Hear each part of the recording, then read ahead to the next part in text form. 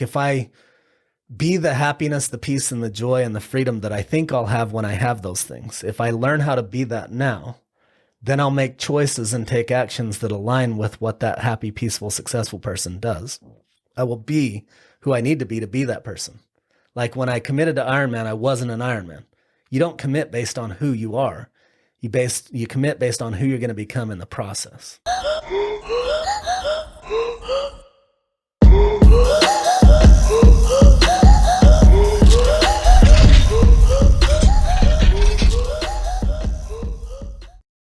This episode is sponsored by Southern Utah Safe and Vault. It's one-stop shop, buy, education, delivery, everything you need with the safe or a vault door. Website is safesfirst.com. Their showroom is 1397 West, Sunset Boulevard, number 115 in St. George, Utah. Phone number is 435-767-7878. Hey guys, welcome back to the Derick Leg Podcast. We are in the vault today. I've got a special guest. I love when I meet people first day in the studio.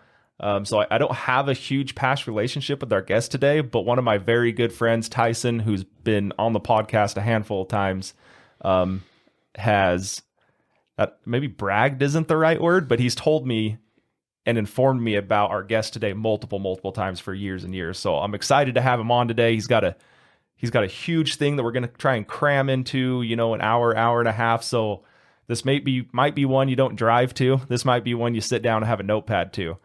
So here's our guest today. This is Christopher Stubbs. How's it going, man? Going well. Thanks for having me. No, thanks for coming in. It seems like I just can't get connected with you because my time is just always thrown off. And Tyson's always inviting me to things. And like I was explaining to you before, I've got a few businesses, and then I do this once a week, and I have a 2-year-old, and I'm just like trying to etch time. So I'm glad that we could finally sit down and do this. Yes. I follow you on social media, so I kind of have a good background of what you've done and who you are, but this is going to be great. I think we're going to have an awesome episode today. Looking forward to it. Okay, let's just dive in. Yeah. Give me a little background, and then I'll start guiding us, and we'll just hammer out some rabbit holes. Perfect. So short form story of my life. Dad was alcoholic. He was abusive. Lot of intense experiences as a child. What I first did was took on the role of a nurturer, a gentle guy, kind of a chameleon, adapt to my surroundings, became very, very aware. I developed some of my spiritual gifts actually through that, to be like, I can oftentimes almost read minds. Since then, I've studied body language and a lot of things, but there's an intuitive spidey sense that we all have that I developed very well young. It's kind of like you better be hypersensitive and aware of what people's emotional state is and what's going on for them, because shit could hit the fan at any moment. Yeah. So there was a lot of shit that hit the fan in those days. And so then I run away when I'm 14. And that's a whole story in and of itself that we won't want to dive too far into, or we'll lead up this podcast. But I'm 14 years old, no license, drive from southern Utah to Phoenix, Arizona to find my dad in an old truck that may or may not make it, with rusted out floorboards in the middle of the winter with no heater, freezing my ass off. Jeez. 14 years old, worried I'm going to get pulled over and go to juvie because I don't have a license and I just ran away, and all the things. Siphoning gas from random vehicles along the way because I don't have any money. Right. And find my dad, live with him for about a month, and just like, I can't do this. This guy is just too negative, too heavy, too drunk all the time. So I call around and find a family to take me in southern Utah. And it was an LDS family that had a large family of their own, and they took in strays here and there. So I lived with them while I finished high school. And I was very active in high school, very social, very athletic, and just had a great 4 years. It was the first time I had a stable family environment and a stable social environment, and it was wonderful. And then right out of high school, very ambitious, and launched a construction company. Ran that through my 20s. and became pretty well to do, became very successful in construction. Just through, when I started it, I was an idiot. I knew nothing. The only thing I had was stubbornness, Right. a killer work ethic, and the ability to adapt. Aside from that, everything had to be learned the hard way. So I get married in my early 20s, have a couple of kids, go through major, major heartache in my late 20s, big divorce, end up with a gun in my throat. And prior to that, my whole attitude was be positive, find the gold in any situation, work harder than anyone else, and just be positive. No matter what, be positive and just put your head down and plow. Life is what it is. Yeah. And that served me well.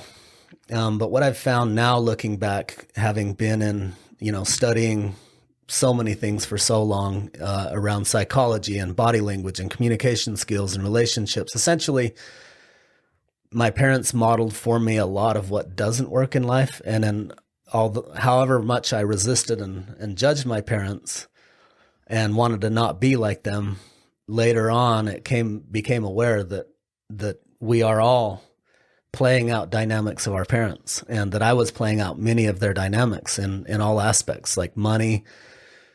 Like nowadays I make way more money, way more easier and way less time, having way more fun, versus back then I make more money now than I made then. Right. Back then I had to have 65 employees and, millions and millions of dollars worth of equipment and tens of millions of dollars worth of contracts, working 20-hour days, Right. 5, 6, 7 days a week, to make a fraction of what I make now, where I typically work maybe 4 to 6 hours a day now and make 4 to 10 times what I made then. Right. And so, yeah, it was beautiful. I had a positive attitude. It was beautiful. I had that kind of grit, that kind of follow through, that kind of determination and work ethic. But over the years, I learned that those weren't the only keys to, there were other ingredients that could make it a lot funner and a lot easier. Right. And that's just in the money world. Now you talk relationships. What are the dynamics that actually make a relationship fun and fulfilling and enjoyable and easeful and all the things that make it wonderful? Because, pretty much whether it was my parents were in a religious cult, so spiritually, I didn't learn good things. Their relationship was about as toxic as it gets, so I didn't learn how to do good relationships. We were broke as can be, so I didn't learn money from them. I learned the opposite. I learned how to not do it. Right. And then health would be medium. Probably the strongest suit, because we ate good home, garden grown, the good stuff in general. But even that was maybe a level medium versus what I've learned about health since. So, late 20s, go through a divorce, try drinking myself to death. When that doesn't work, put a gun in my throat, and came as close as I ever came. Because I thought I wanted to die every time life got rough from about age 7. I started telling my mom about age 7, hey, I want to die. And so when life was good, I was just happy, jolly cruising. guy. When life was rough, my first thought was blow my brains out. And at 29, I came as close as you get to that. And then the next morning, I hired my first life coach, and the rest is history. So I'm 46 now, about 17 years, I guess that makes it. I have traveled to work with shaman in the Amazon. I have done, countless years of working with shaman. I spent 3 years working with the Lakota Native American tribe and their healing and empowerment ceremonies and initiations. Been studying rites of passage for a lot of years. Like I said, psychology, communication skills, all those things, and then a lot with business. So after I made some huge transformations, really cleaning up my childhood, what I realized through that divorce was I was going to keep struggling and having life hit me hard like that if I didn't remove some of the rocks from my backpack, if I didn't go in and clear out the positivity he wasn't going to deliver me alone, that I had to go in and clear out the shit I was carrying with me from my past. And that if I didn't do that, yeah, I could keep getting stronger to lug that 100-pound backpack up that steep mountain of life. Or I could also start removing rocks. And so I dove in and started removing rocks. Is one easier than the other? I'm always an and both guy about everything. Okay. Like I want my cake and I want to eat it and I want the other food too. I want to taste everything. I want to experience everything. So I don't say like just remove the rocks. I say get strong. You know, kind of like, you know, there's some sort of a prayer or mantra or whatever it is, or a meme or a quote. It says something like, you know, don't pray for your life to get easier, pray to get stronger so you can handle it, basically. But I'm both. Like, okay, how do we make it easier? And how do I get stronger? Why not make it the best it can be by approaching all angles? So kind of what you touched on is, so do you think that you had to get to that point of having that strength with the rocks, then start removing them? Yeah. You know what I mean? Like, can you remove the rocks too early? I don't think you can move it too early, but I don't think you will remove them until you're ready. And the readiness, I believe, comes when it's essentially when the pain of your current situation becomes greater than your fear of change. You will change. And so you've got two options. Let life get so damn painful that you'll finally make the change. Or lower your resistance to change. And this ties to the comfort zone conversation. Like all growth happens outside the comfort zone. Right. If you go into spirituality, they talk about surrender. In Christianity, they might say, turn it over to God. In Eastern philosophy, it's like surrender, non-attachment. They're saying the same thing in a different way. Sure. So surrender would be like, yeah, well, let me even preface this. There's 3 stages in everything in life. There's the creation stage, there's a sustaining stage, and then there's the destroying stage. So a simple example, any animal out there lives, sustains life, dies. Human lives, sustains life, dies. A relationship comes to birth, sustains, and then either you die, or it dies. Yeah. Trees, springtime, sprout, grow, or whatever, They're blossom, bloom. Yeah. And then they're green through the summer, and then fall comes and the leaves fall and they go into dormancy. So most of us are excited about the creation, whether it's a business or a marketing campaign or a podcast or whatever. We like the creation part. And we like the sustaining part because it feels safe. We don't like the destruction part. And so we put up massive resistance to shutting down a business or saying no to a relationship or, we just try to avoid change. And so that ties to this phenomenon of suffering through life by not waiting till the pain's big enough that we'll make the change, instead of just being, if we lower, like, cool, I am not adverse to change. My well-being and peace is something I've learned how to innately carry with me as I become more and more sovereign. And through that, I'm not adverse to change. If my bank account goes up, I'm not too excited. If it goes down, I'm not too scared. If my relationship's going through challenges, I don't fall apart. I'm rooted in who I am and where I'm going and what my purpose is, and in my connection with Source, whatever that may be for you. So that's what kind of the early understandings of what sovereignty is that my well-being is no longer contingent upon my bank account, my social status, how much sex I'm getting or not getting, or, either the highs or the lows. I'm not riding high when shit goes one way and low when it goes another way. I still have ups and downs, but it's more stable because I'm more stable internally on a mental, emotional level. Yeah. So everything happening around you doesn't change where your balance is. Right. It's Love like you're more capable of navigating whatever arrives because you quit praying for life to be easy. And in the embracing of, it's like embrace the suck. Right. Is a common quote out there.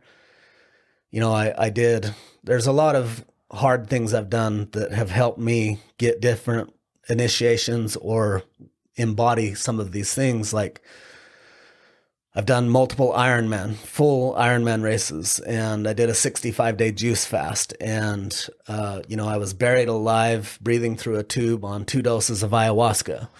And just a lot of very, very intense things.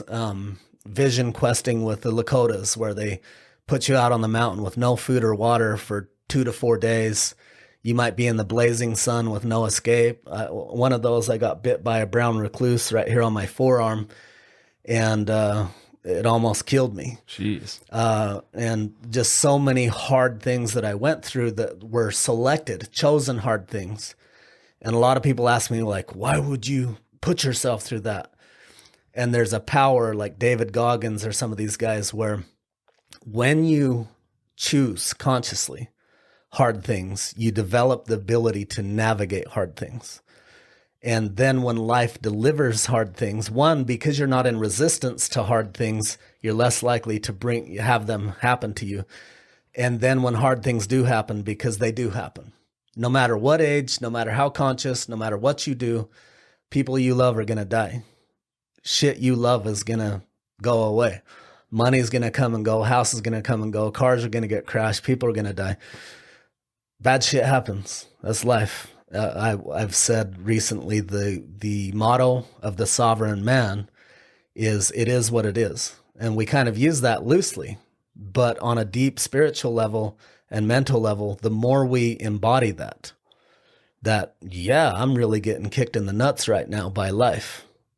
Or Mike Tyson, everyone has a plan till they get punched in the face. Well, life punches us in the face sometimes. And do you fall apart? Do you lose your center? Do you lose your power? Do you forget who you are? Were you lost in it fitting the way it used to be? Or are you able to go, oh, I just got punched in the face. I'm pretty rocked right now. Okay, what do I do now? How do I come back, get in power, and stay in this fight? It's basically like practicing, right? So you're putting yourself in that situation to know how to react and what to react to.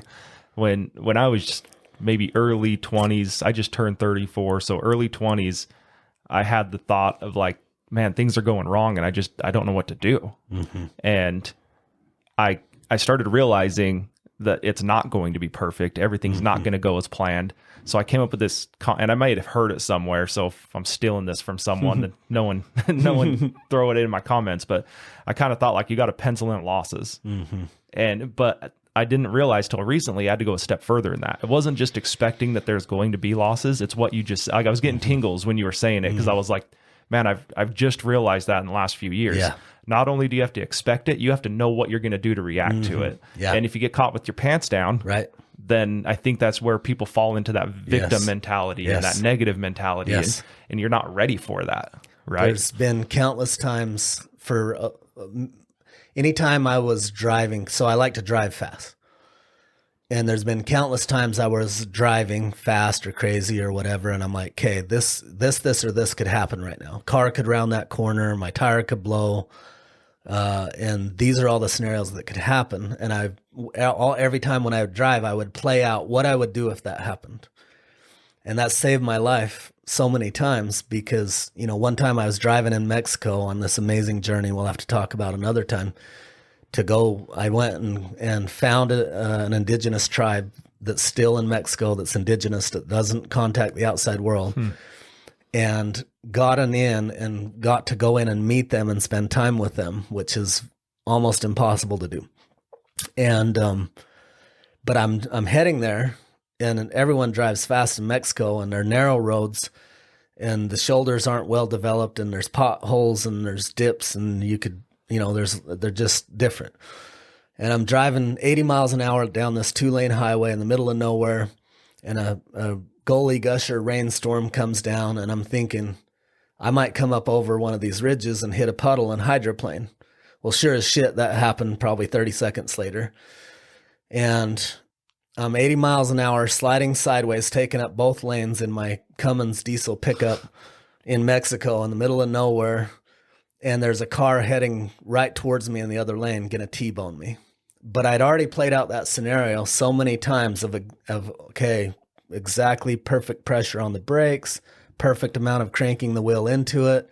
And then once it grabs, I'm going to have to, crank it back without overcorrecting and feather the brakes and all these things. I had played it out so many times that I did it perfectly. And if literally in that scenario, if you're a half a second off, if I would have hit dry pavement sideways, yep, it's flipping. If I would have not corrected before that car, I'm T-boned. Just so many scenarios, but it's this, what you said.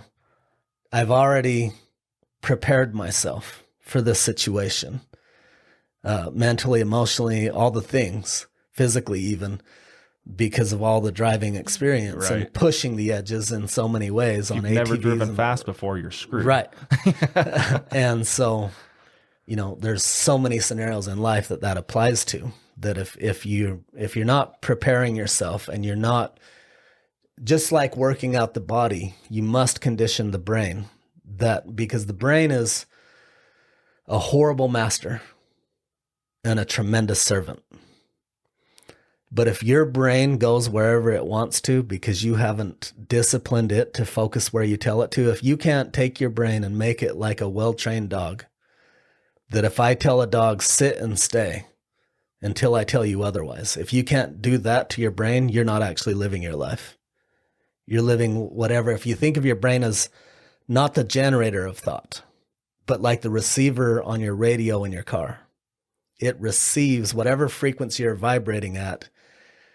It's receiving the message of that frequency. A very low frequency, the lowest might sound something like, "You're a worthless piece of shit. The world would be better off without you.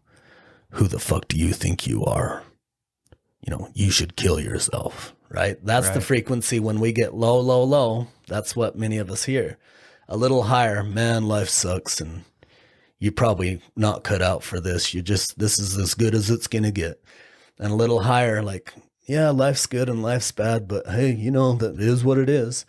And a little higher might be like, "Yeah, life's amazing with a few road bumps here and there, but hey, we got this." And then if we went to the highest level, it'd be pure bliss and joy and peace and passion and purpose and prosperity and love and intimacy, right? Like all that's available, heaven and hell on earth. And we vary on what radio station we're dialed into, and whatever state of being we're embodying at that given moment is the thoughts or the radio station we're dialed into, right? And so one, knowing how to reliably turn the radio station when you don't like the result you're getting is critical. And a key aspect of that is that you need to be able to, part of that is conditioning the mind, that when I say focus, and this requires working the mind out every single day. And I don't mean learning stuff. Yes, learn something every day. And I recommend even journaling every day. But beyond that, for me, the practice is meditation. I meditate anywhere from an hour to 2 hours a day. So I do it anywhere from 2 to 8 times a day, typically twice, but sometimes up to 8 times, depending on what's going on. But a key part of the meditation isn't just getting into stillness, isn't just being peaceful and still and calm and whatever. But most people struggle with meditation because that first part of how do I shut off the thoughts? Well, when you give the mind something else to focus on, whether it's body sensations or breath or a mantra or, God or Jesus or a deity or whatever it is for you. Like, I don't care what anyone's beliefs are. I support them all. And I love truth wherever it comes from. But you have to give your mind something to focus on and develop the ability to require it to stay focused on that. And then watch the thoughts come in and then choose not to focus on them and keep redirecting the focus here. That's the best workout of the mind. because it's beyond getting information.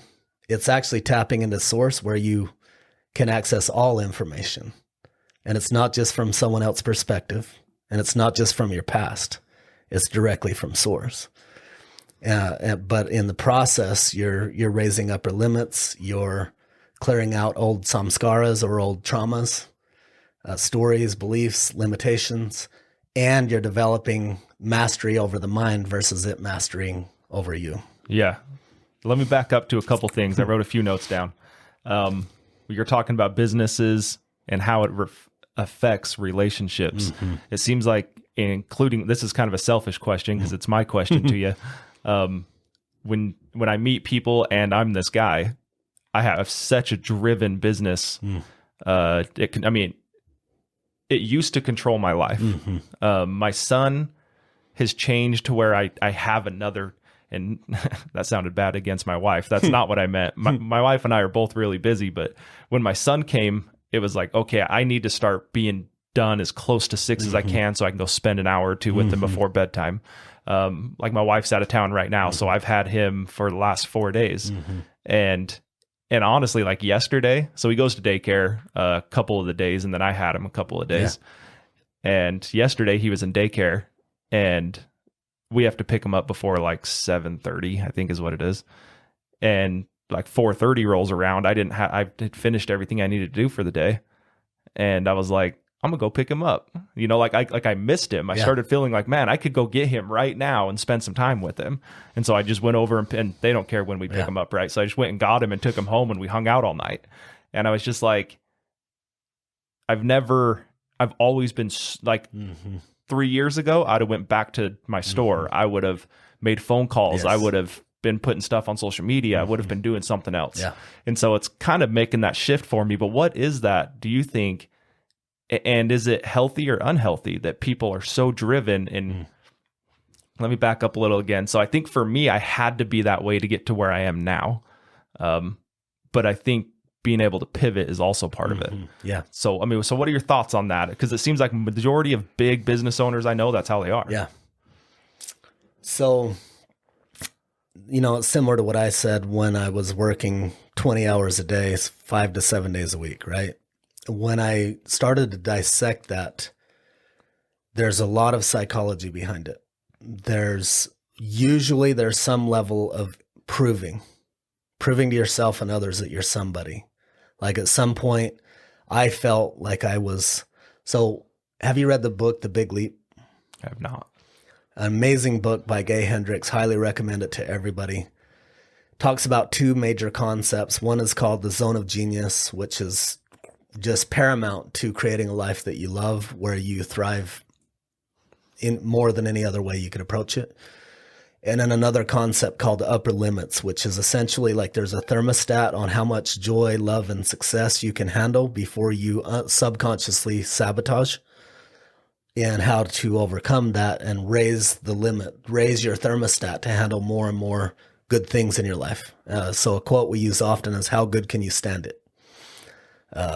Because subconsciously that thermostat was set when we were young based on how well our needs were met or not met.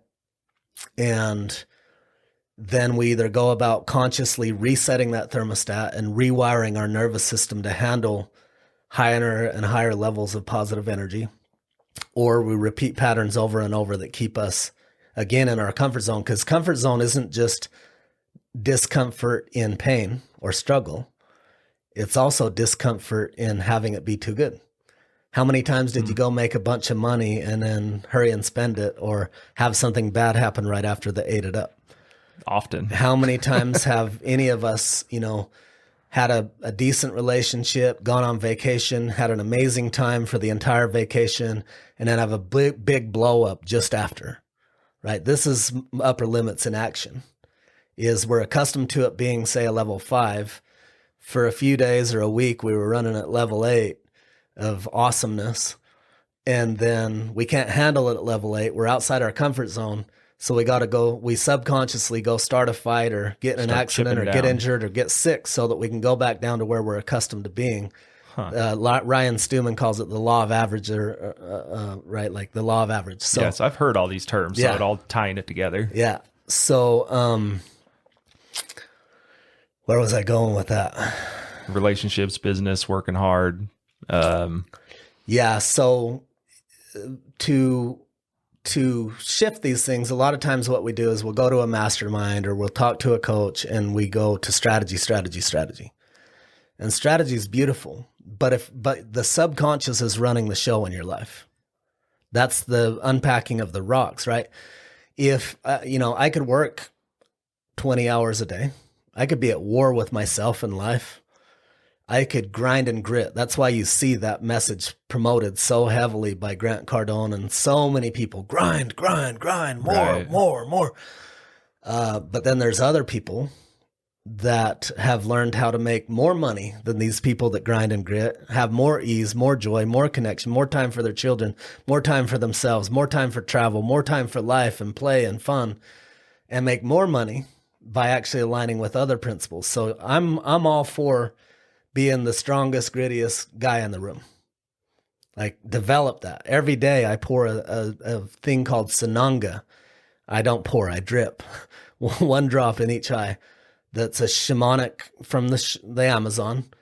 It's from a flower that burns the shit out of my eyes. It is miserable. And I do it almost every day. Put a drop in each. And for about 2 minutes, it's miserable. But it keeps me sharp. It keeps me on that cutting edge of being able to handle hard things. And I do other things, meditations and workouts and all kinds of things, climb really hard mountains and Ironman stuff and all the things to keep that edge. But so it's probably a good time to talk a little bit about 4 rites of passage. There's many rites of passage. When every culture in the history of mankind has had initiations or rites of passage when a boy passes from boyhood to manhood. And but in Western culture, we don't have that. Yeah, I was just gonna say, what do we have? You got like a 50% divorce rate at least. Yeah. Many of us were raised by single moms who over coddled and nurtured us.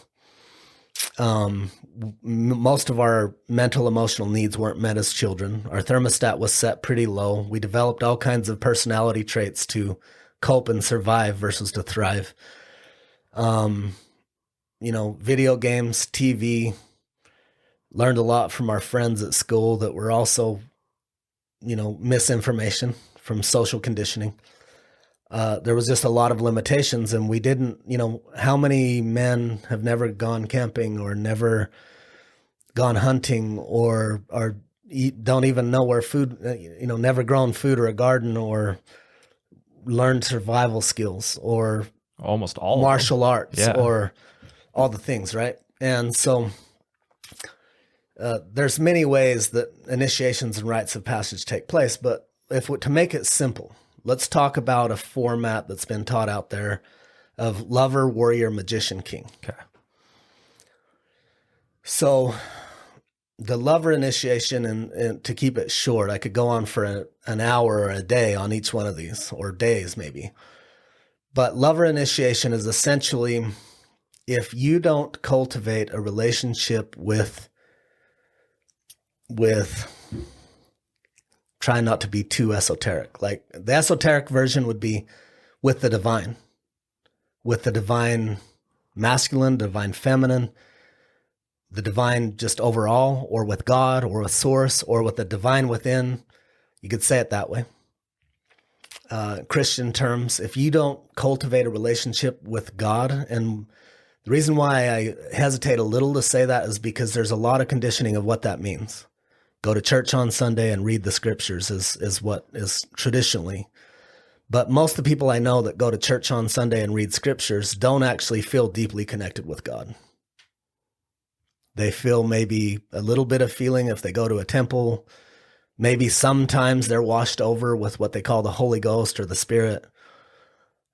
But I believe we're meant to be, not meant, but that we would be best served to be walking in that feeling, maybe the peak spiritual states that most people have had, What if we walked in that all the time? Yeah. While we also still had that warrior grit to go do hard things. Like when there were other people, big names in the podcast world, the coaching world, that many people will know that I won't mention their names. We were doing Ironman at the same time. They were doing war with self while doing it. Their head talk in themselves. A quick side note, basically the voices of your parents become the voices in your head. So when you hear these men's leaders that are like, don't be a pussy, do the fucking work.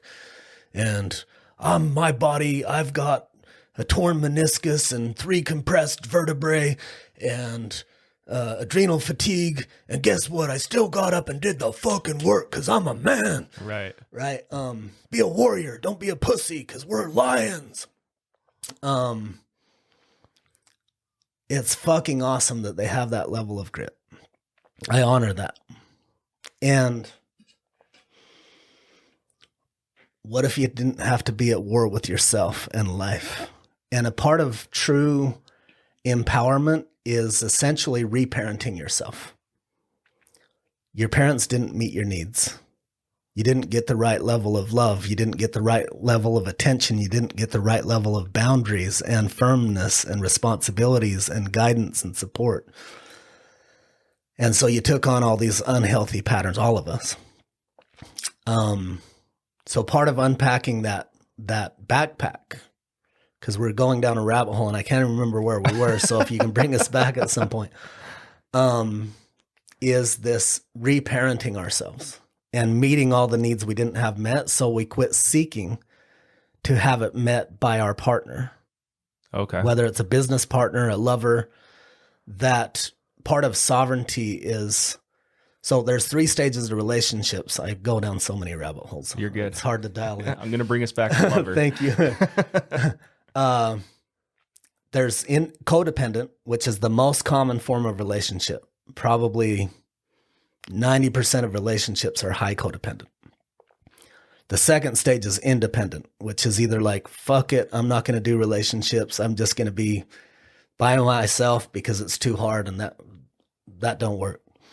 Or I'm sick of relating with you in this codependency, so I'm going to be single for a while till I get lonely, and then I'm going to jump in with someone else and do codependence again. And it's modeled for us in every movie in the world and every song. Yeah. You complete me. Soulmates. You're my better half, and I'm not happy when I don't have you. That's codependency. So it's believed to be normal, and that's even portrayed as beautiful, like, oh my gosh, the love. That's not actually love. That's codependence. And it sets you up for an entanglement, not a relationship. But then independence doesn't deliver you either, because so much more can be created together than individually.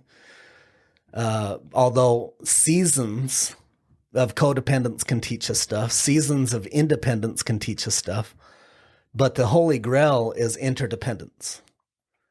Let's say I'm very successful in business, you're successful in business, I have a certain skill set, you have a certain skill set, we combine those and partner, we can do so much more together than alone. That would be interdependence. And then in a romantic scenario, she's totally happy on her own, solo or together. Same for me. Together, what's available there is just magic beyond what most people even know exists. Because we've been sold, find the one and you'll live happily ever after. Right. So the challenge with this codependence, and back to the lover initiation, is that if we don't develop a relationship with source that brings us a sense of wholeness, where we remember who we really are and who we were before we got damaged, before all the bad shit that happened and all the personas we took on and all the limiting patterns and beliefs and stories about money, life, sex, relationship, business, all the things. When you came in, you were perfect. When your child came in, was he not perfect and beautiful? Perfect. He literally has more to teach you. My children have more to teach me than I have to teach them. Yeah. My main job is to provide a safe environment so that they can have a regulated nervous system, to know that they're loved and whole, and to allow them to cultivate their expression. versus what we've been conditioned mostly is shape and mold them to fit your beliefs, and so that they'll be a mini you. Right. Instead of who is this child and how did I just create a safe boundary and container for them to be who they are, not try to make them into mini me's. And so lover initiation is essentially, if you haven't integrated in the lover initiation, the only way the average man knows how to connect with divinity is to have sex. And so they're seeking God through sex subconsciously. Because if you think about it, when you have intimate, deep, meaningful sex with your lover, after that, don't you feel peaceful, happy, connected, joyous, fulfilled, magic? It's like, it's essentially, seek ye first the kingdom of heaven, all else will be added. Happiness is the object and design of our existence. Men are that they might have joy. Be still and know that I am God.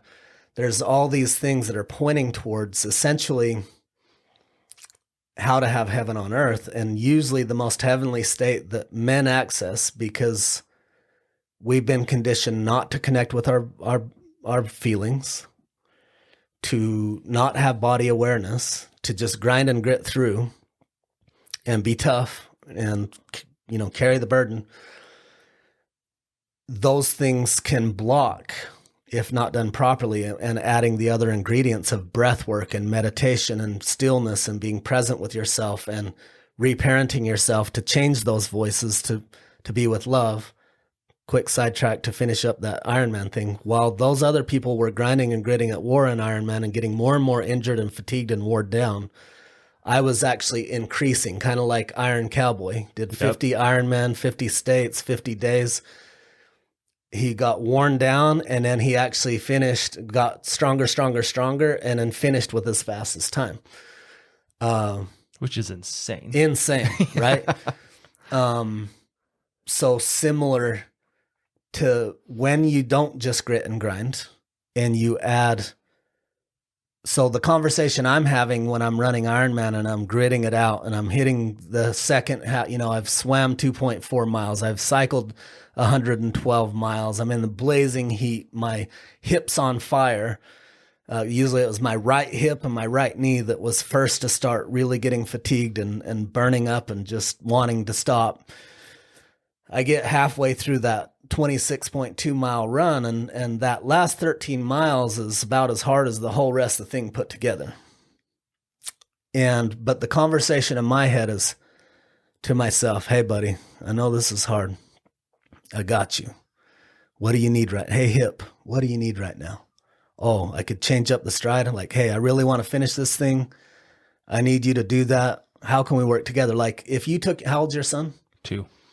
Do you know what Red Mountain is here close? It's probably the steepest, hardest hike around. Yeah.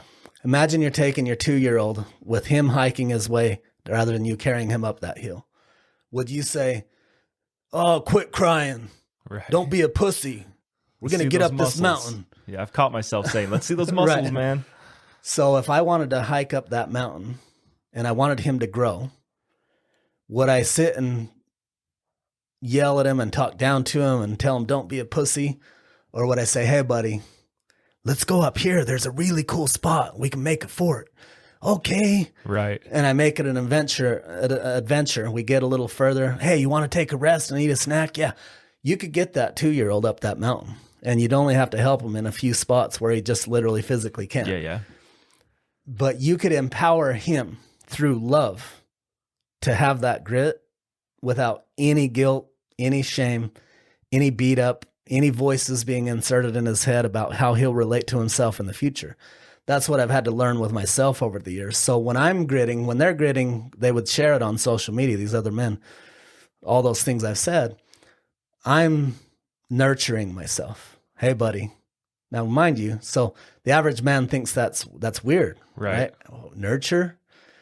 No, man, be a man. Well, dude, I'm finishing an Ironman faster than all these guys. The grit's there. Right. Only difference is I got a smile on my face. I'm talking nice to myself. I'm cheering on all the other people. People are approaching me after the race. I know you were the guy cheering everyone on and always smiling and having a good time out there. I wasn't at war. I was accessing deep, spiritual, blissful, joyous, loving states with myself and others and the whole experience. So I'm doing the same gritty thing faster than these other guys with way more ease and joy and fulfillment and connection because I'm not at war with myself inside my head. So tie that back to the lover initiation. The man that hasn't integrated the lover initiation turns into the nice guy. Have you read the book No More Mr. Nice Guy? I have not. It is a must for most men. Essentially, he, in an effort to connect spiritually and to feel that deeper sense of fulfillment, we adopt the theory, happy wife, happy life. So then you turn into a puppy trying to make mama happy, which makes then you forsake your purpose, your power. And now you hear this expressed in the polarity coaches out there, like man leads, woman follows, she submits. There's some truth to all that, but there's also some riddled with some other things. So the initiated man into the lover initiation becomes so fulfilled in his relationship with Source that he's no longer the suckling boy that needs mama to get him there because he gave it to himself. So now when he goes to her, instead of the codependence of I need this, so I'll give you this if you'll give me that. Now we're transactional. Between me and God and myself, I've given myself everything that I need. So when I approach you, I'm giving from my own overflowing cup. I'm not here to take from you. I need nothing from you. I choose you because I choose you, not because I need you. And I'm giving not from an empty cup. I'm giving from an overflowing cup. I'm giving you my overflow. I'm not sacrificing myself to help you because that's hero shit on victim, villain, hero. That's automatically going to create drama. There's will be resentment and projection and blame and arguments.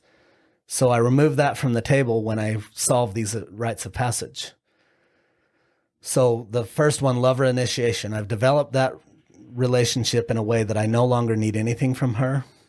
I gracefully receive anything she has to give, and I increase my capacity to receive 100-fold than I've ever had because we've all restricted our capacity to receive. So now I don't need anything, but I'm more capable of receiving than ever before. And because I show up not needing anything, she feels safe. Instead of like another kid she has to nurture and coddle and, take care of, she feels she can melt into you, which means she can open to you, heart, legs, whatever all those things might be. And you don't need it, so it's even more fulfilling because you're not filling an empty tank, you're already full. So it's like the cherry on top, not the cake or the ice cream. So that's the lover, a basic version of the lover initiation. Now you got the warrior. Warrior, what would he do if we were tribal? He would hunt. He would protect against outside invaders, animals, people, whatever. So it's provide and protect. But the integrated sovereign man must provide and protect beyond money and shelter and beating up a dude if needs be. Or whoever, whatever, or, fending off wild animals. Yeah.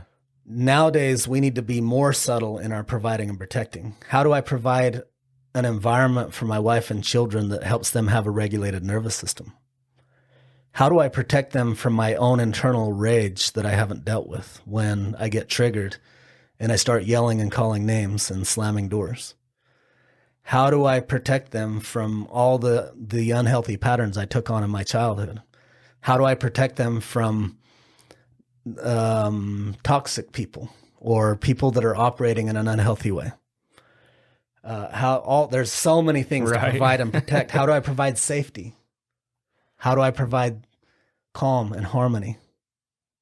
And a lot of that's about getting myself into sovereignty to truly be the highest level of provider and protector, not just, I got guns and I can beat a dude up and I make money. Right. And then you can take that warrior into like, what if you didn't have to go hunt all day, every day, but you created automated systems like a thing that captured fish while you're sleeping, right? So that we can do that in marketing, right? So we can bring home the buffalo, bring home the bacon, bring home the food, provide the shelter, and provide all these more subtle things by developing in our warrior aspects the ability to make money and more of it, raising our upper limits, with automated systems where we have more and more time that we're not just off grinding 24 hours a day. The less we work, the better, while providing more value than ever. Still providing max value, but we got smart, and instead of hunting all day, every day, we put systems in place. Yeah.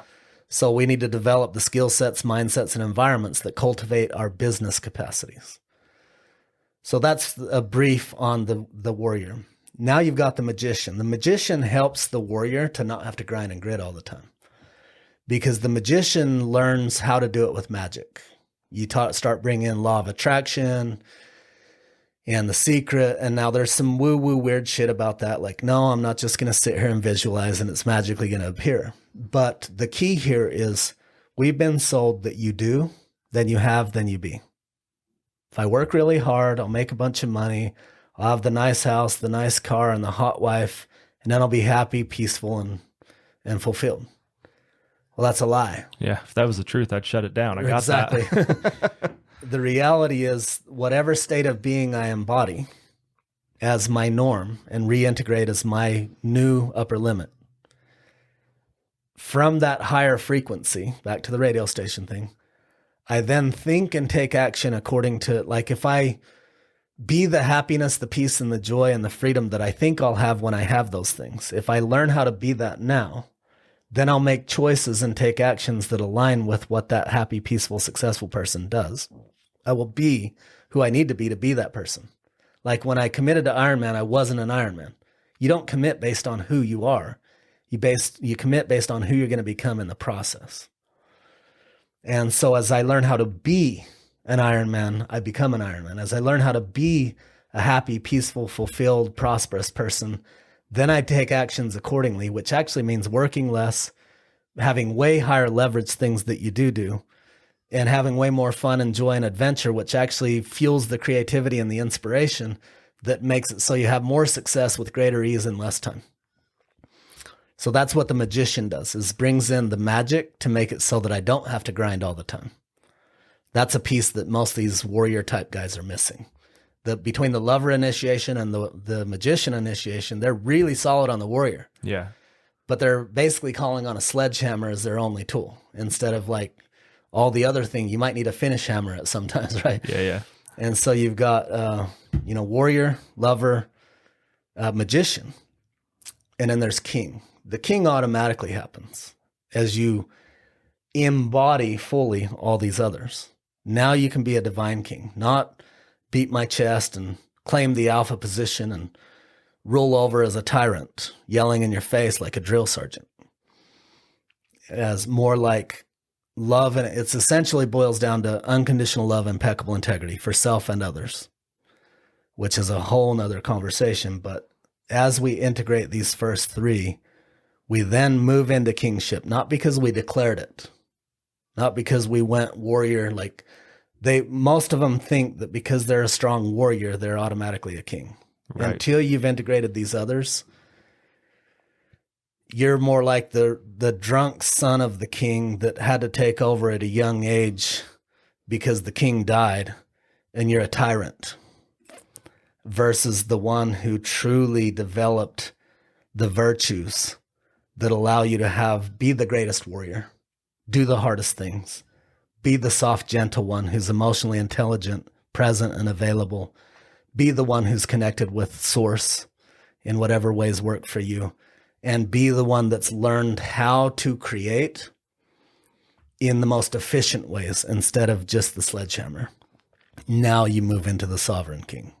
Yeah, I'm just thinking of movies that are that way, and the first thing that came up is Gladiator. Yeah. That's how I feel about that. It's like the king dies, son goes in, tyrant. I mean, and it's interesting because I have a hard time drawing parallel lines with examples like that. Yeah. And there's something about you, and I'm sitting here listening to you, like I'm getting tingles the entire time. And I don't say that to float your boat. Yeah. And when you're saying stuff, I'm like, yeah, it's like this. Yeah, it's like this. And again, like I asked you that question about business and relationships because that's something I want to know. And I've noticed that, like you were saying, you've made money, you've got the house, you've got my wife's a smoke show. So like I've got the wife, I've got the new car. And I'm like, okay, like what now? Like where are we going now? That wasn't it. I thought that was it, but now where are we going? And so what you're saying, I'm like, man, I'm making those transitions the last like year of my life, or not even making them, but trying to figure out what that transition is. You know? So no, I appreciate everything you've said. I want to save some time to talk about, we've got about 22 minutes. Perfect. So let's talk about this event that you guys are doing. And I'll kind of just let you take it away. And if I got questions, I'll jump in. Perfect. So I run a men's group called the Men of Sovereignty. And it's probably the best iteration of my work after 18 years. I've facilitated many, many men's groups and live events and retreats and warrior weeks and an event called the Initiation. These can be essentially like Hell Week for special forces. And we, not just Hell Week physically, but mentally, emotionally, spiritually, like we push their bodies to the edge, which breaks down their ego temporarily. And then, there's been different iterations, survival skills to fitness to the extreme to then relationship stuff and business stuff and spiritual stuff and all these things, just really pushing them far beyond what they're typically accustomed to. And it stretches them so much that they can't go back to life the way they were. But I'm running an online group for the last year and a half or so called the Men of Sovereignty. And it's a culmination of 18 years worth of pushing my own edges in every single way. And typically it's like a 4-cylinder engine, your health, your relationships, your spirituality, and finances. Kind of like you handle those 4, everything else works. And if you supercharge it, works a lot better, or turbocharge it. And, but if one of those cylinders is not firing well or not firing at all, timing's off. You might lose 50% power off of one cylinder being down. And so this ties right along with these initiations and rites of passage I'm talking about. You might be a killer warrior and making all the money and grinding it out and getting the fitness in and even meditating and doing the things. But if you're limited or restricted in any of the other areas, it's essentially like, how do we keep maxing out what can be extracted in each of these areas and get them all producing at the highest level, higher octane fuels, whatever it is.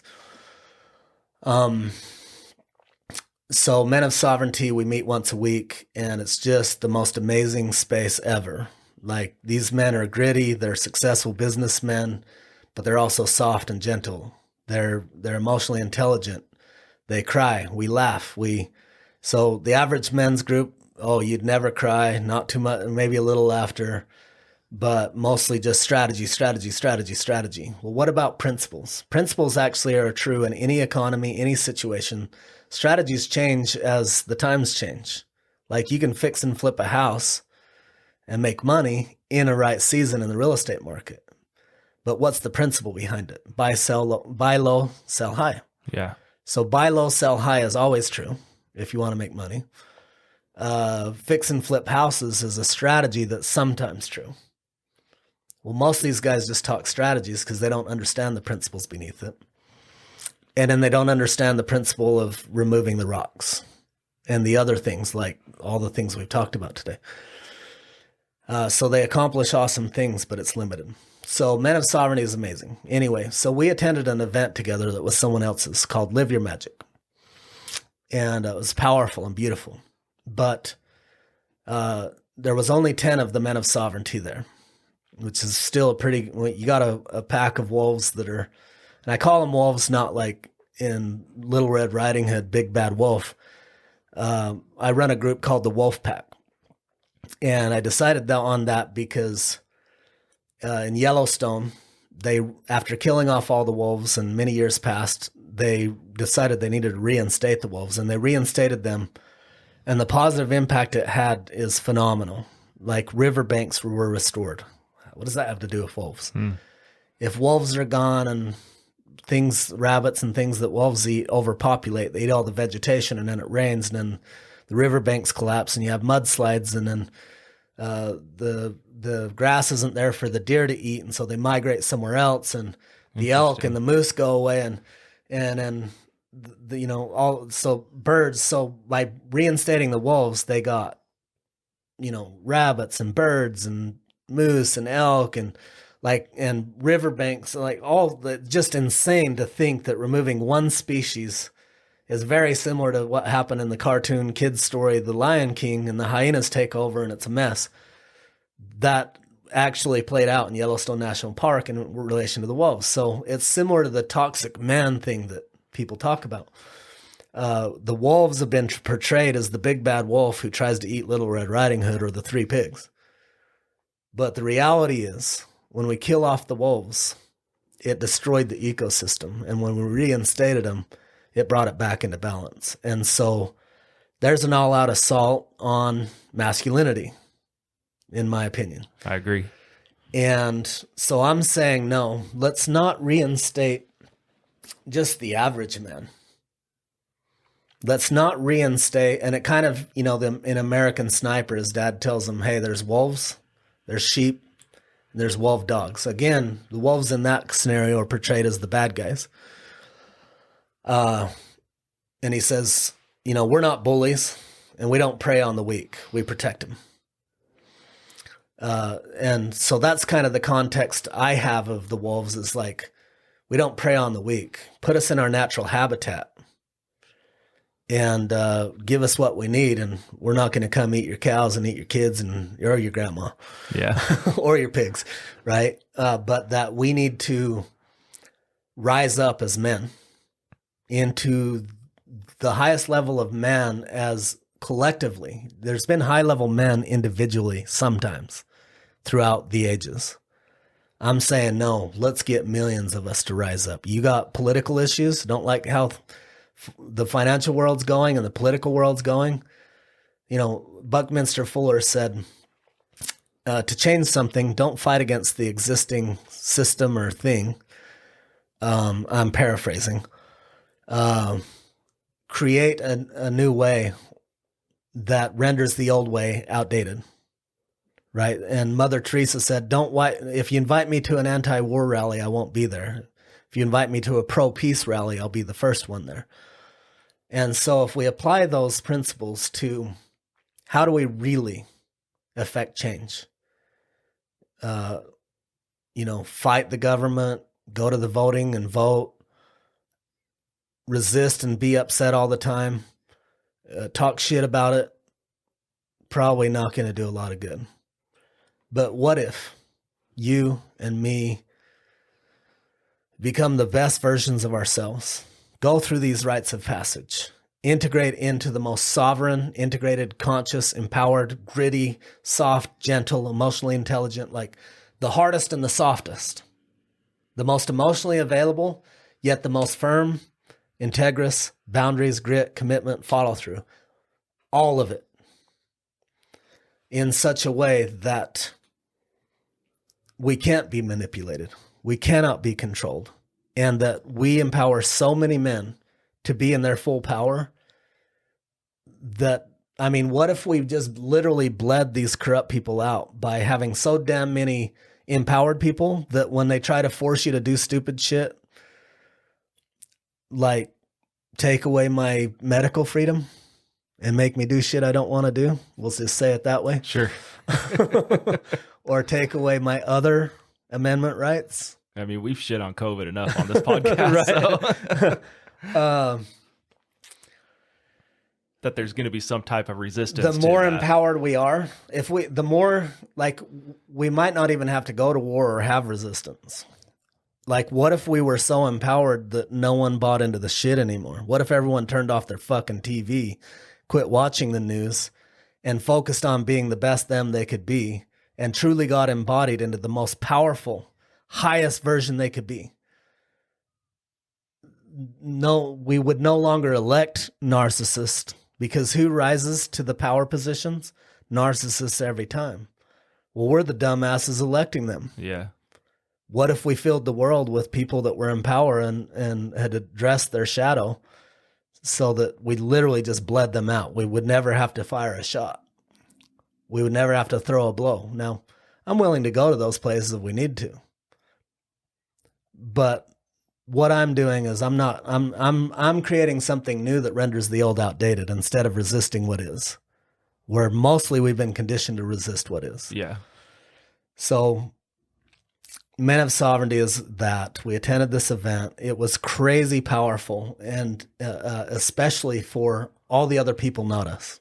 It was powerful for all of us. But for all the other men and women in the room that witnessed 10 men running together as a pack that could laugh, we did some martial arts, free, like they were doing dancing. And one of the guys said, "Hey, I really want to throw some blows with someone right here. Anyone want to do it with me?" One of the other guys, they're both into martial arts, like, yeah. So there's men and women around, and a lot of the women got scared. Oh, no. And we're like, look, we're not going to hurt anyone, but we want you to taste what it looks like to not be scared of masculine power. This is a safe container where you're going to witness raw power, where we thump on each other in a loving way that's not about hurting or competing. It's a dance. This is part of the flavor of our dance, is that we like to get together and roll and choke each other out and punch each other in the face. We like it. It brings something out in us that is powerful, and it's innate and it's natural, just like my little boy who loves to tussle, and right? And we're tired of stifling this, and we're not here to hurt you or hurt anyone or hurt each other. So the dance floor clears out, and these guys are smacking each other. They're not punching each other, but they're smacking hard. They're kicking enough to hurt, and they're tossing each other around. And some of us other men are going around making sure no one gets hurt from them tossing each other around. And there were many experiences like that where the women got, oh no, like right. Violence. And we demonstrated by our ability to hold them, to be gentle, to be present, to not objectify them, to be emotionally intelligent and available, to be spiritual, to laugh, to cry, to fight. They were all awestruck, both men and women. Men that were too soft and didn't have the hardness, men that were too hard and didn't have the softness, and women that were just totally fearful of toxic masculinity. Their minds were blown, and they all had these huge transformations witnessing what a sovereign man looked like. And not only that, a group, and not that we have achieved full sovereignty, that we're on the path of sovereignty, right? That we're every day striving to embody the highest expression we can be by cultivating all the flavors of the most powerful creator you can be, right? And so it was so awe-inspiring to witness what happened to the group, the entire event, by us being there. One of the guys afterwards said, man, people should pay us to attend their events. And I'm like, damn right they should. But I was like, that's kind of a hard sell. Hey, dude, you want to pay us to bring my dudes? We'll show up. We'll show up, man. Let's negotiate. That's a hard sell. And so I thought, you know what? You're right. The world deserves this. This would be a huge blessing for people to witness and experience this. So what we're going to do, I don't like selling shit that's hard to sell. I want something like feed a starving crowd. Sell them something they want. So I was like, no, we're going to create our own event. And so for the last year almost, we've been developing what we're calling Rise Sovereign. You can access it at risesovereign.com. And it's this live experience coming up April 14th through the 16th in southern Utah, Homestead Ranch. And we're going to have I'm pretty sure we have the entire Men of Sovereignty group coming this time. We're going to have somewhere between probably 75 and 100 participants total. out on a beautiful ranch in nature with lakes and wildlife. We're going to do some equine therapy, working with wild Mustangs. We're going to do we have some of the most skilled breath work facilitators in the world, going to go to some amazing places through breath. I have one of the most powerful money mindset shifters in the world coming in to do a 2-hour experiential money upgrade. We're going to go to some very deep places with meditation to help people break through. I've been meditating for 20 years or something. And I've got some critical keys that make it so that you're like, oh my God, I'm no longer checking off meditation because I'm supposed to. I can't wait till I get to meditate again, because it changes your life so big when you finally get to these deeper states. So we're going to be doing some stuff around that, and then just having a lot of fun. It's going to be amazing. So we decided to create that because we saw something so powerful happen at this other people's event. And then we decided we want it to be not for profit. We want it to be a movement. So we created a group on Facebook called Masculine and Feminine Harmony.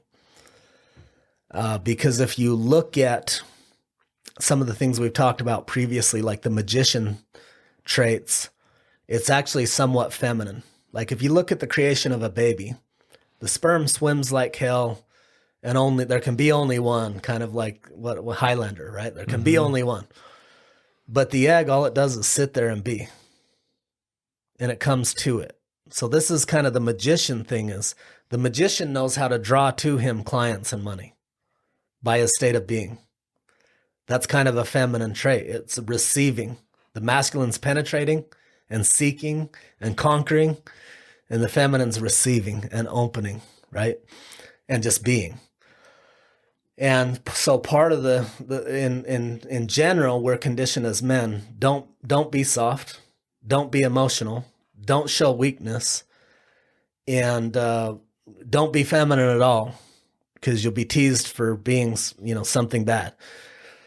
The reality is I can run with any masculine. Let's go do any hard shit. I'm not scared to do any masculine shit with anyone. I love it. It lights me up. But I've also expanded my comfort zone to relish in deep states of joy, ease, bliss, where you manifest naturally by your frequency. Bob Proctor says what does he say? You don't attract what you want, you attract what you vibrate. So we're back to frequency. Mm-hmm. Nikola Tesla said, if you want to understand the mysteries of the universe, seek in terms of sound, frequency, and vibration. So it's literally magnetics in action. How do we learn to activate magnets instead of having to manually drag everything to us or go out and get it? What if we have both? And so there's certain feminine traits, not that we get all femmy. There's certain, it should be pretty clear I'm not a very femmy guy. Yeah. But there's certain traits that allow you to have ease and peace. Wow. You do really cool, hard shit that's gritty, that wakes up that primal side that feels amazing, and able to take the blows of life, the hits. So how do people find out about this? Is there like a website to sign up? That's the website you gave us. So risesovereign.com. Go there, get all the details. If you have any questions, there's a chat feature there. We've got someone lined up to answer any messages there. Amazing event coming up soon. And it's not going to be as gritty as the flavor of this podcast, but there'll be a large group of men. It'll be probably, a good portion men and women. But men of sovereignty are going to be there in full. And I'm sure we'll fight and wrestle and work out and do cold plunges, and plus sit down and watch an amazing horse experience and do a little dancing and singing and playing. And we've got a few minutes, and I just feel I have something telling me to bring this out of you. So you did a video just recently, and I don't know if it's the same horse experience, yes. About the Mustang laydown, I believe you called it. Yeah. We've got a few minutes. Awesome. Can you just kind of run through what that is? Because I'll be honest, when I saw it, I'm like, the hell is this? Yeah. Right? Yeah. And then when I watched it and I started not having an opinion and just being open to it. Yeah. It's super cool. So maybe we got 3 minutes. Amazing. So this guy is highly experienced with horses. He brings out this Mustang that's never dealt with humans in its life, literally fresh off the range. And it's standing there. And at first he has his other horse there. And this horse is fine when they're both there. And then partway, and he's showing you what sovereignty looks like in horses. And so he, partway through, maybe 15 minutes in, he has his assistant take the other horse off and put the horse in the trailer far away. And this other Mustang just starts pawing and whinnying and freaking out and just not okay. It's codependency versus sovereignty being demonstrated right in front of your eyes. And then he's firm with it, but loving. Because if you coddle too much, you reward the panic behavior, then you condition it to be more panicked. But he'll be firm with it, like, hey, chill out. You're okay. He'll gentle, so a little feminine, nurturing, little masculine, like, hey, don't be a pussy. Right. And he works with it until it slowly gets calmed down and regulates its own nervous system without having its buddy there. And then once he's kind of calmed down, then he takes it and gets it to lift up one of its arms, the front ones, and then he ties it. And so now it's standing on 4 legs, and it realizes my arm's tied up. And then he puts pressure on it. So if you're too gentle with a human and you just let them stay in their shit, like let's say you went through a divorce and you go, yeah, man, you are a victim. You should sit and drink and feel bad for yourself. She did suck. Yeah. Fuck her, man. Crazy, dude. She's crazy. Right? Then you're not helping. Right. But you ought to be nudging that guy a little forward. Like, hey, man, I know it sucks. I'll listen to you. You can bitch for a minute, and then I'm going to tell you to get up and let's move forward and help you move through this stuff. Let's unpack the rocks and whatever, and let's move forward. So he ties its arm up and puts pressure on the harness with the rope. Not enough to force it. He says, I could drag it. I could tie it to the truck and drag it, but we would traumatize it. Right. So you don't yank the guy out and say, don't be a pussy. You say, hey, man, I get it. I hear you. Holy crap, I empathize with you. Let me pat you on the back and help you feel better a little bit. And then I'm going to kick your ass and say, get your ass up. We're going to work out or whatever the thing is. We're going to go on a hike. And we're going to shift your attitude, right? So he keeps enough pressure to make it be uncomfortable and feel like it needs to take a step forward to keep its balance. And at first, it feels crippled. The same way you would when you went through a divorce or a bankruptcy or going through a hard time, you feel crippled. And so it's demonstrating what codependency and non-sovereignty looks like. So then he keeps nurturing it and calming its nervous system and then keeping the pressure until finally the horse over time, maybe about 30, 40 minutes, realizes, hey, I can still walk, just like we do after we go through these hard things. Man, I only have 3 legs right now, but I can do this. And you watch the horse go from codependent to sovereign, and the rest of the process, we're running short, is then he ends up tying up the second front leg. And so now the horse is down on its front legs trying to fight it and gets uncomfortable being down on the front without the back, with the back up. So finally it lays down. And he describes a horse views us as predators because us and bobcats and other things have eyes in the front. Horses have them on the side. So if you have eyes in the front, to the horse, you got 15 people right there. You got 15 mountain lions ready to eat it. Right. And so now it's trying not to surrender. It's scared. It don't know humans. As far as it's concerned, we're a predator. Right. We're about to pounce it. And so now he's laid down, 2 arms gone. He can't walk at all. So he's scared already. Shit, I'm surrounded by predators and I've only got 3 legs. I'm screwed. And then he works it through that. Now it's 2 arms down. Now I'm effed. It's over. I'm dead. And you can see it going through all these emotions and panicking and breathing and fighting it and trying over and over to get up and all the things. And then finally it surrenders. This taught in what we talked about, Eastern philosophy. It finally just lays down and basically you can watch it accept, okay, I guess I'm dead. And you watch it go through it and accept it. And then after it accepts it, it just relaxes and it lays down. It goes into this peaceful state. And then one at a time, he brings you up and you nurture it. You rub its back and you be gentle and kind with it. And over time, the little horse literally starts smiling like, like you're getting the best massage of your life. And you watch this horse go from completely panicked and codependent and not okay on its own to scared and go through all these cycles. And while you're watching it, you're relating it to your own life. Like, oh my God, I know how that feels. And then it models for you what it looks like to be sovereign and to quit being codependent and to quit being a nice guy and to claim your power, even if you're down, even if both legs are off, that power is still there.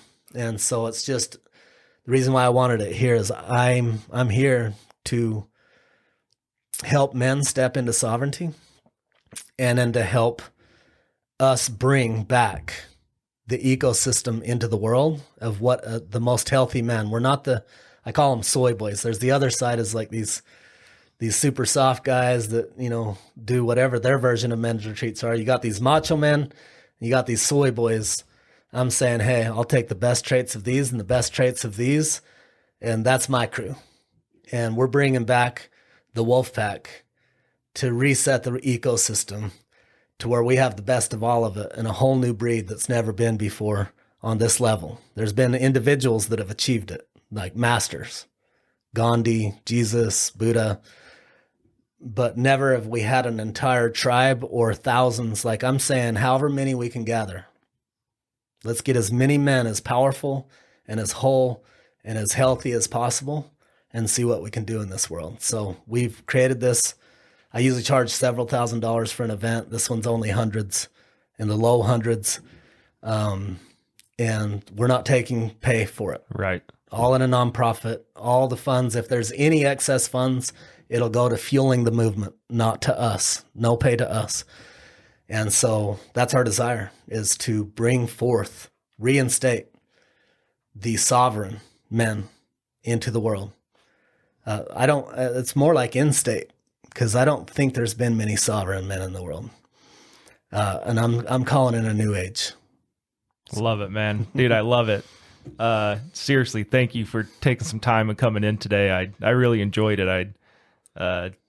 It's kind of pieced a lot together with me. As you're going through some of these things, I'm just drawing parallels to my own life. And like I was never good at that growing up, going through church and whatnot. You'd see the similarities and drawing the parallels, and I never understood it. I was just like, what? Like, I'm very black and white. I'm very straight line, right? Yeah. And so I'm like, whatever, dude. If you think that's what it means, sure. I'll go on to the next class and believe that. Yeah. But when you're sitting there doing that, it was just, I don't know why. There's something about you. It's just easy for me to draw those lines. So I appreciate that. I know that if you're still here, let's see, we're just over an hour and 20 minutes in. You guys have definitely gained something.